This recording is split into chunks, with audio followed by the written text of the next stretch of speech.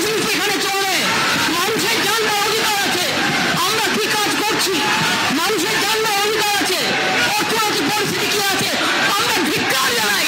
এই রাজনীতি নোংরা রাজনীতি ধিক্কার জানাই, ধিক্কার জানাই, ধিক্কার জানাই। এরা রাজ্য বিরোধী, এরা অ্যান্টি বেঙ্গলি, এরা অ্যান্টি বাংলা, এরা অ্যান্টি বাংলা, এরা অ্যান্টি বাংলা। এরা বাংলার ভালো চায় না, এরা বাংলার ভালো চায় না, এরা বাংলার ভালো চায় না। লজ্জা করে না? একটা বাজেট করতে দিতে চান না? কি কথা বলবেন? বক্তৃতা বলবেন? এটা বিজেপি পার্টি অফিস নয়, এটা অ্যাসেম্বলি, এটা অ্যাসেম্বলি। ঠিক আছে, আপনারা বসুন, প্লিজ বসুন। কেরালের অবসর ডেপুটি মেম্বার 147 জন এমপিকে সাসপেন্ড করেছিল পার্লামেন্ট। 147 জন এমপিকে সাসপেন্ড করেছিল পার্লামেন্ট। আমরা সে পদে যেতে চাই না, মনে করিয়ে দিলাম।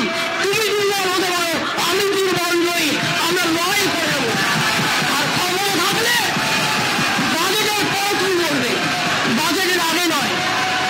যতক্ষণ সে আপনারা বসুন। প্রধান চলবে বলবেন না, কারণ আমি চাই এগুলো মানুষের কাছে যাক।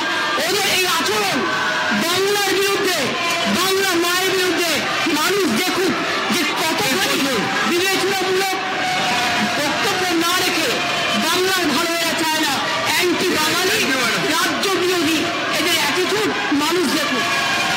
বসুন বসুন। বন্ধুদের সমালোচনা করার অধিকার আপনাদের আছে।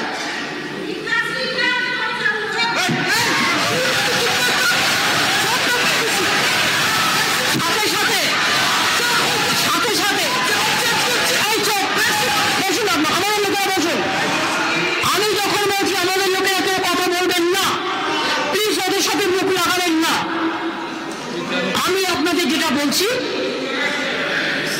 যে বাজেটটা পেশ করবে গভর্নমেন্ট, আপনাদেরও সেন্ট্রাল গভর্নমেন্ট করে, আমরা সবাই শুনি মন দিয়ে, তারপরে আমাদের সমালোচনাটা আমরা করি যখন আমাদের বলার সময় আসে।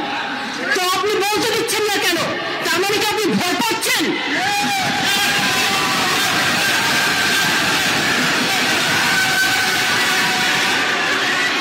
বেশি কথা বলছি না স্পিকার স্যার, স্যার আপনি বসুন। আমি হাত জোর করে বলবো, যখন বলার সময় হবে বলবেন, কিন্তু আমার